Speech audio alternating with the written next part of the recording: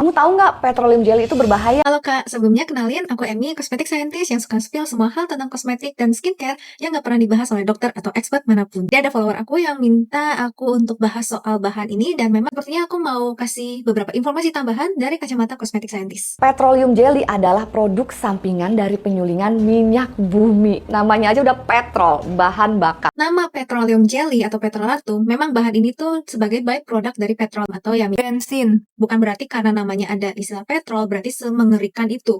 Ya, ini halnya juga sama dengan bahan-bahan yang ada istilah coco oil, coconut, it's just a name, bukan sesuatu yang harus ditakutkan dan dikaitkan itu seperti stereotypical yang agak buruk untuk digunakan. Kalau proses pemurniannya tidak sempurna, bisa menyebabkan karsinogenik yang memiliki senyawa PAHs yang berkaitan dengan penyakit kanker. Mengenai kandungan PAHs atau istilahnya polycyclic aromatic hydrocarbon, ya contohnya seperti di bahan di petroleum jelly atau petrolatum, ada yang namanya naphthalene dan memang punya potensi menyebabkan kanker.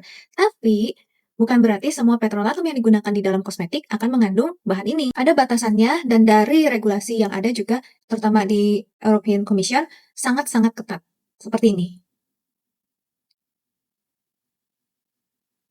Selain itu, petroleum jelly akan melapisi tebal permukaan kulit kamu yang membuat kulit sulit bernapas. Akhirnya akan menyumbat kulit, membuat kotoran dan bakteri terperangkap yang akhirnya menyebabkan iritasi dan juga jerawatan. Memang petrolatum digunakan sebagai bahan oklusif, jadi lumayan istilahnya membuat kulit tidak bernapas, tapi tidak seperti itu. Justru occlusive agent sangat baik digunakan untuk kondisi kulit kering, seperti di area sudut bibir, atau bahkan di permukaan kulit yang sedang iritasi, karena dia memberikan lapisan perlindungan seperti penggunaan plester yang juga menahan terjadinya penguapan air yang sangat berguna untuk penyembuhan luka. Soal bisa menyebabkan kontaminasi mikroba seperti ini, sebenarnya sih sebelum kamu menggunakan kan memang harus cuci tangan, pakai cleanser, kulit juga harus bersih, karena memang menghindari hal yang seperti itu. Dan juga kalau misalkan kamu pakai layering lipstick, retouch, setelah makan, kan memang harus dibersihkan dulu bibirnya. Kalau nggak sengaja tertelan atau terhirup bisa menyebabkan masalah resiko paru-paru yang cukup serius.